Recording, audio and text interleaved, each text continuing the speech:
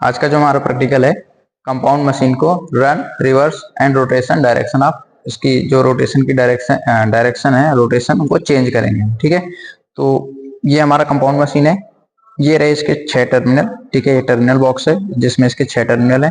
तो सबसे पहले हम पता करेंगे आर्मेचर कौन सा है, सीरीज कौन सा है और फील्ड कौन सा है। इसके बाद फिर हम इसके कनेक्शन करेंगे। हमने सर्किट डायग्राम में पढ़ा था 4 टाइप से कनेक्शन करेंगे। चारों टाइप के कनेक्शन करने के बाद हम इसकी रोटेशन ऑब्जर्व करेंगे और वो हम नोट करेंगे, बाद में इसका एनालिसिस करेंगे। ठीक है, तो सबसे पहले क्या करते हैं हम, ये हमारा मीटर कंटिन्यूटी मोड में लगा है। ठीक है, यहाँ पे इसकी डिस्प्ले शो हो रही है और सबसे पहले हम इसको इसके टर्मिनल्स चेक करेंगे। ठीक है, तो सबसे पहले चेक कर रहे हैं तो मीटर हमारा बीप मोड में है। ठीक है, अब इसको हम पहले टर्मिनल में रखेंगे और दूसरे में रखेंगे, तीसरे, चौथे, पांचवें, छठवें, इसमें बीप कर रहा है तो हमारी एक वाइंडिंग है। अब इन दोनों पेयर को छोड़ के फिर अगले में हम करेंगे तो इसमें भी बीप कर रहा है, मतलब इसमें भी एक बाइंडिंग है हमारी। फिर हमारा अगले, ये दोनों में बाइंडिंग हो गई तो लास्ट बचे तो हम इसमें चेक करेंगे, इसमें बीप नहीं कर रहा और यहाँ पे हमारे मीटर में एक रीडिंग शो हो रही है रेजिस्टेंस की। तो मतलब जो लास्ट वाला पेयर है हमारा ये शंट का है। इसके बाद ये बाकी दो हैं, इनमें से एक आर्मेचर है और एक हमारा सीरीज का है। तो आर्मेचर फाइंड आउट करने के लिए हमने यहाँ पे इसका ओपन कर रखा है बैक साइड का, और इसमें हम कार्बन ब्रश में एक पॉइंट रखेंगे और कार्बन ब्रश के बाद दूसरा पॉइंट हम इसमें पॉइंट्स में रखेंगे। जिस भी वाइंडिंग के पेयर में ये बीप करेगा वो हमारा आर्मेचर होगा। तो इससे पता चलता है कि पहला पेयर हमारा आर्मेचर का है, दूसरा हमारा सीरीज वाइंडिंग का है और तीसरा हमारा शंट वाइंडिंग का है। हमने पेयर यहाँ से फाइंड आउट कर लिया। ठीक है, अब पेयर फाइंड आउट करने के बाद क्या होगा, हमारा कनेक्शन करेंगे। तो कनेक्शन कैसे करते हैं, सीरीज का पहला टर्मिनल SE1, उसके बाद सीरीज फील्ड वाइंडिंग का SE2। SE2 टर्मिनल जो होता है वो हमारे A1 से कनेक्ट होगा। तो यहाँ पे हमारा SE1 मान लेते हैं इसको, ऊपर के टर्मिनल 1 और नीचे के टर्मिनल 2 हमने अपने अकॉर्डिंग मान लिया। तो ये हमारा SE1 हो गया। SE1 से एक वाइंडिंग हो गई SE2। SE2 का टर्मिनल हमारा A1 में जाएगा और A1 से हमारी एक वाइंडिंग हो गई A2। तो A2 और SH2 को शॉर्ट करके हम निगेटिव टर्मिनल निकाल लेंगे और SE1 और SH1 को शॉर्ट करके हम पॉजिटिव टर्मिनल निकाल लेंगे। ठीक है, तो हम इसके अकॉर्डिंग कनेक्शन करते हैं। कनेक्शन करने के बाद फिर इसको स्टार्ट करते हैं। ठीक है, ठीक है, अब सर्किट नंबर 1 के अकॉर्डिंग हमने कनेक्शन कर दिया है। ये हमारा SE1 है। SE1 से हमारी SE2 में एक वाइंडिंग है और SE2 का कनेक्शन हमने A1 के साथ कर दिया है। ठीक है, शॉर्ट कर दिया दोनों को और फिर हमारा A2 आ गया। A1 से A2 एक वाइंडिंग हो गई आर्मेचर की। अब A2 और यहाँ पे SH2 को आपस में शॉर्ट करके हमने एक निगेटिव टर्मिनल निकाल लिया है। ये हमारा सप्लाई का निगेटिव टर्मिनल हो गया। ठीक है, वैसे ही हमने अब यहाँ पे ये हमारा सीरीज का कनेक्शन हो गया। अब यहाँ पे हम फील्ड वाइंडिंग का कनेक्शन करेंगे शंट का।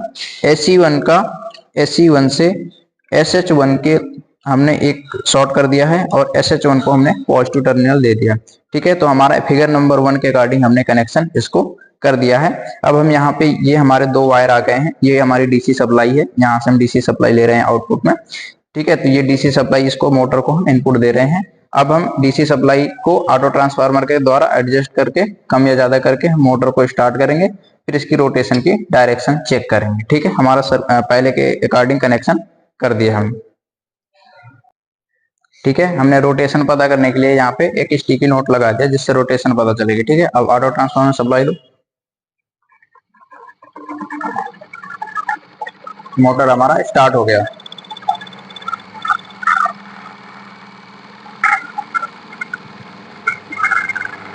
जैसे जैसे हम ऑटो ट्रांसफार्मर में सप्लाई ज्यादा करेंगे वैसे वैसे हमारा मोटर की स्पीड बढ़ रही है।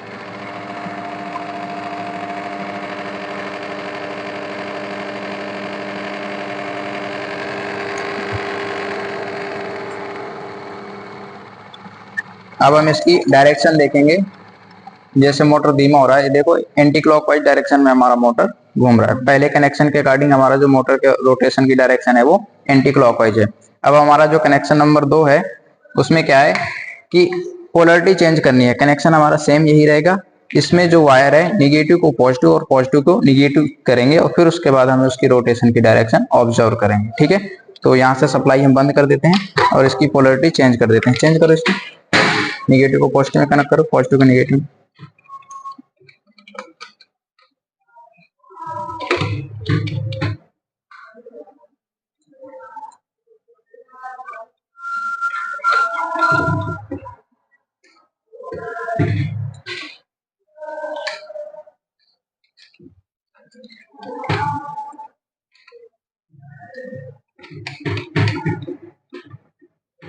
अभी हमने पोलैरिटी को चेंज कर दिया, ठीक है।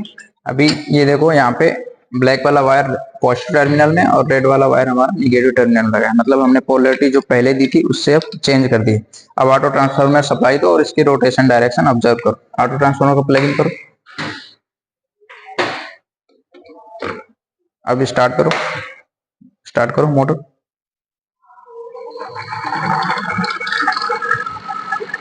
अभी भी हमारी मोटर की जो डायरेक्शन है वो अभी भी एंटी क्लॉकवाइज ही है। धीमा करो और स्लो करो।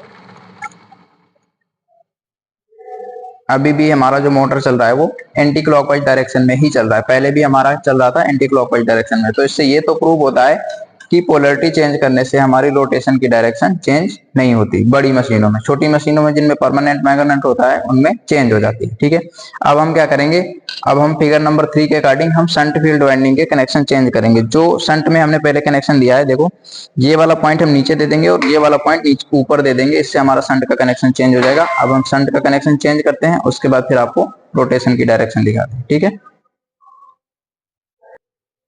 ठीक है, अभी क्या है, हमने यहाँ पे पहले कनेक्शन दिया था शंट वाइंडिंग का F1 और 2, ठीक है। अभी हमने पोलैरिटी पूरी चेंज कर दी। देखो यहाँ पे हमारा SE1 है, SE1 से ये SE1 का 2 टर्मिनल है, ठीक है। SE2 फिर ये हमारा A1 और A2। पहले हमारा क्या कनेक्शन था कि SE1 का जो कनेक्शन था वो SH1 से था। अभी हमारा SE1 का कनेक्शन यहाँ से देखो SH2 में है, और वैसे ही हमारा पहले हमारा था ये SH1 का कनेक्शन A2 के साथ A1 के साथ था, ये A2 के साथ था। अभी हमारा ये SH1 का A2 का कनेक्शन SH1 के साथ है। मतलब जो फील्ड पहले की जो पहले डायरेक्शन थी फील्ड की शंट वाइंडिंग की, वो अब हमने रिवर्स कर दी। अब जो हम सप्लाई देंगे वो इसमें ऑटो ट्रांसफार्मर में और इसकी रोटेशन की डायरेक्शन ऑब्जर्व करेंगे। पहले हमारी जो रोटेशन थी वो एंटी क्लॉकवाइज थी, अब देखेंगे कि वो क्लॉकवाइज है कि एंटी क्लॉकवाइज। स्टार्ट करो इसको। अब हमारा मोटर क्लॉकवाइज डायरेक्शन में चल रहा है, मतलब हमने फील्ड की डायरेक्शन चेंज करी तो मोटर की रोटेशन की डायरेक्शन भी चेंज हो गई। ऐसे ही हम आर्मेचर का भी चेंज करके देख सकते हैं, ठीक है। स्लो करो और स्लो करो और स्लो करो, और जिसमें रोटेशन समझ में आए। अभी ये देखो एकदम क्लॉकवाइज डायरेक्शन में चल रहा है मोटर हमारा, तो हमने इसमें शंट की डायरेक्शन चेंज करी और हमारा मोटर क्लॉकवाइज में चलने लगा। अब हम पहले की तरह कनेक्शन करेंगे और इस बार सिर्फ आर्मेचर को चेंज करेंगे, ठीक है। तो फिगर नंबर 4 के अकॉर्डिंग हम कनेक्शन करते हैं, फिर उसके अकॉर्डिंग भी रोटेशन देखते हैं, ठीक है। ठीक है, अभी हमने क्या किया, इस जो फिगर नंबर 4 के अकॉर्डिंग कनेक्शन किया, इसमें हमने आर्मेचर के जो सप्लाई है वो चेंज कर दी। अभी क्या है, SE1 और SH1 दोनों शॉर्ट करके हमने पॉजिटिव टर्मिनल निकाल लिया, ठीक है। SE1 से हमारी एक वाइंडिंग ये है SE1 फील्ड वाइंडिंग, तो SE2 टर्मिनल। पहले हमने क्या कनेक्शन किया था, SE2 को A1 से कनेक्ट किया था। इस बार हमने क्या किया है, SE2 का कनेक्शन हमने ये रेड वायर के साथ हमने A2 से कनेक्ट कर दिया है। फिर A2 और ये वाला ऊपर वाला टर्मिनल हमारा A1 है। पहले हमारा SH2 से A2 कनेक्ट हो रहा था, अभी हमारा A1 SH2 से कनेक्ट हो रहा है। तो इसमें जो आर्मेचर की डायरेक्शन है, पहले हमारी ऊपर से नीचे की तरफ थी करंट की डायरेक्शन, अभी हम नीचे से ऊपर की तरफ दे रहे हैं। तो जिसमें आर्मेचर की हमारी करंट की डायरेक्शन है वो हमने चेंज कर दी है। आर्मेचर चेंज कर दिया है तो हमारा जो कॉन्सेप्ट है कि किसी फील्ड को चेंज करो या आर्मेचर को चेंज करो तो रोटेशन की डायरेक्शन चेंज हो जाती है। तो पहले हमारी मोटर एंटी क्लॉकवाइज में थी, अब हम चालू करेंगे मोटर को और देखेंगे कि डायरेक्शन क्या है रोटेशन की। स्टार्ट करो इसको, सप्लाई दो। अब हमारी मोटर क्लॉकवाइज में चल रही है, ठीक है। फुल स्पीड कर दो रोटेशन।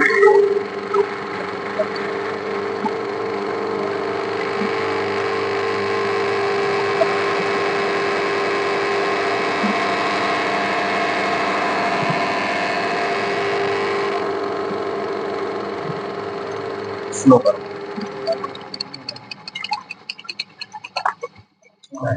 अब हम देखेंगे मोटर हमारी क्लॉकवाइज डायरेक्शन में चल रही है। तो हमारे चारों फिगर के अकॉर्डिंग हमने कनेक्शन किए, चारों फिगर के अकॉर्डिंग हमने रोटेशन की डायरेक्शन ऑब्जर्व की।